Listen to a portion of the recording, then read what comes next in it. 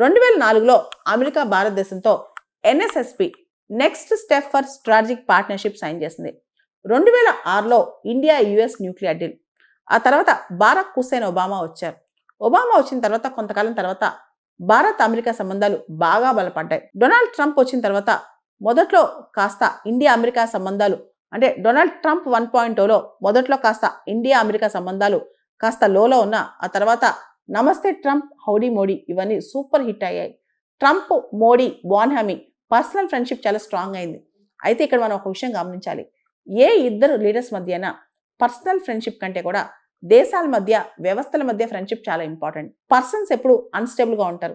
Modi Trump friendship, బోన్హామీ గురించి మాట్లాడే కన్నా ఇండియా అమెరికా రిలేషన్స్ ఎంత స్ట్రాంగ్ ఉన్నాయి, అక్కడ ఏ రాజకీయ పార్టీ భారతదేశం మీద ఎక్కువ ఇంట్రెస్ట్ చూపిస్తుంది, ఇండియా అమెరికా సంబంధాల్ని ఏ వ్యవస్థల ఆధారంగా ముందుకు తీసుకెళ్తాం, దీని మీద ఎక్కువ డిస్కషన్ జరగాలి. కానీ మోడీ, డొనాల్డ్ ట్రంప్ ఫోటోలు చూపించి వాళ్ళిద్దరూ ఎలా హత్తుకున్నారు ఇవన్నీ చూపిస్తే పరిస్థితి ఇలానే ఉంటుంది అనమాట.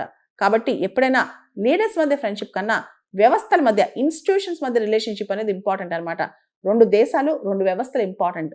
ఇద్దరు వ్యక్తులు ఎప్పుడు ఇంపార్టెంట్ కాదు.